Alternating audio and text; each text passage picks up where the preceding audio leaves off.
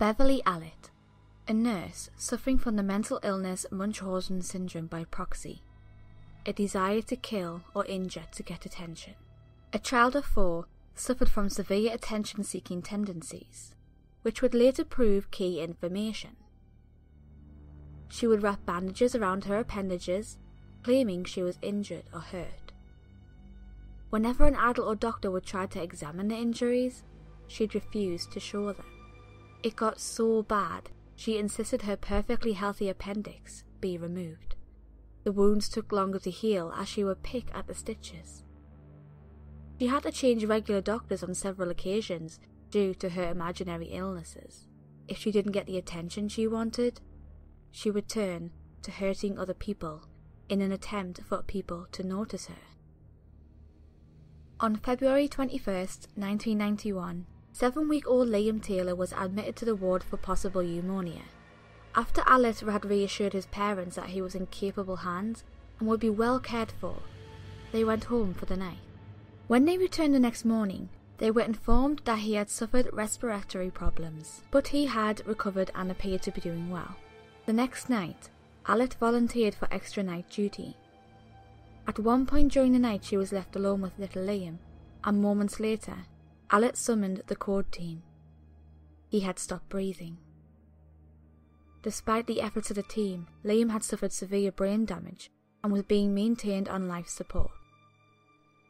Knowing that he would never recover, his parents made the heart-rending choice to remove him from life support. His death was listed as heart failure. Even though her fellow nurses were confused about the failure of the apnea monitors to alarm when Liam stopped breathing, Allitt was never questioned. 2 weeks later, 11-year-old Timothy Hardwick, who suffered from cerebral palsy, was admitted after suffering an epileptic seizure. Allitt volunteered to care for him. Within a few moments of being left alone in her care, his heart stopped. And again, despite the efforts of the code team, they were unable to revive him. His death was attributed to his epilepsy, even though no obvious cause of death was found. On March 3, 1991, 1-year-old Kaylee Desmond was admitted to Ward 4 for a chest infection. Allitt was assigned as her nurse. She was well on the road to recovery when 5 days later, she inexplicably went into cardiac arrest.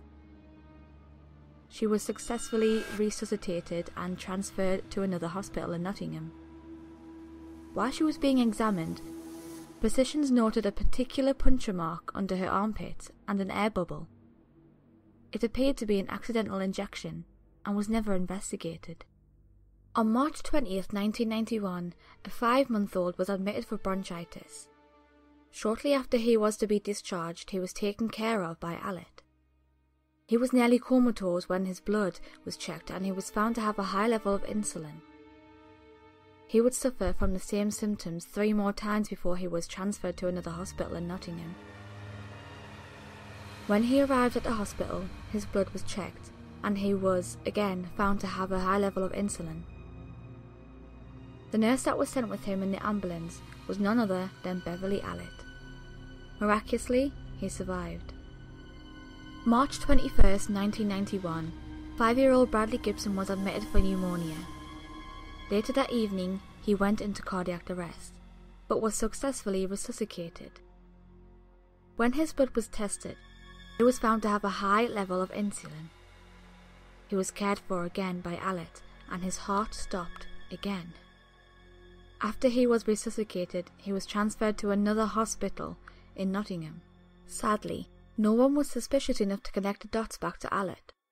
She was free to continue wreaking havoc on poor, defenceless babies. March 21st, 1991. 2-year-old Ying Hung Chan was admitted to Ward 4 after falling from a window and suffering a skull fracture. While he was being cared for by Allitt, his oxygen levels dropped dangerously low twice. He was transferred to a larger hospital. His symptoms were attributed to his head injury. April 1st, 1991, 2-month-old Becky Phillips was admitted for a stomach virus. While being cared for by Allitt, she began exhibiting symptoms of hypoglycemia. She was examined and finding nothing wrong with Becky, she was sent home with her mother. During the night, she went into convulsions, and when her parents contacted a physician, they were told that she probably had colic.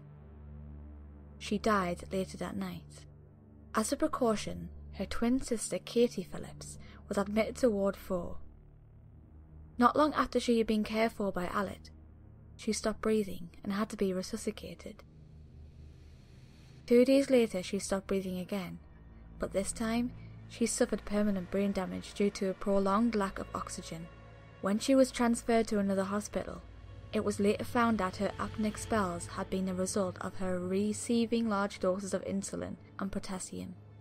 Katie's mother, Sue Phillips, was so grateful to Allitt for saving her baby's life that she asked Allitt to be her child's godmother. Beverley Allitt gracefully accepted.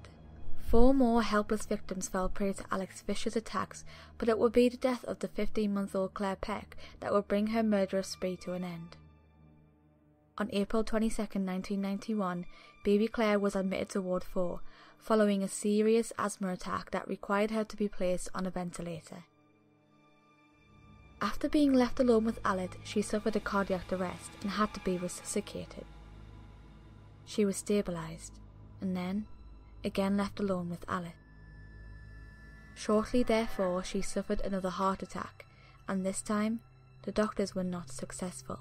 When an autopsy was performed, it was discovered that she had traces of lignocaine in her tissues, a drug that is given during cardiac arrest but never to a baby. When the police were finally notified, they examined the records of 25 suspicious cases. In most instances, the victims, 4 of whom were dead, either had a high level of insulin or potassium, or both in their systems. The only common factor linking to all the cases together was Beverley Allitt.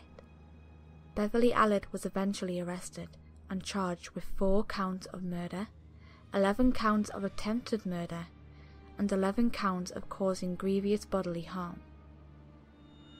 While in prison awaiting trial, she was examined by several healthcare professionals and found to be exhibiting symptoms of both Munchausen syndrome and Munchausen syndrome by proxy. On May 23, 1993, Allitt was convicted and given 13 life sentences for murder and attempted murder. She is presently serving her sentence at Rampton Secure Hospital.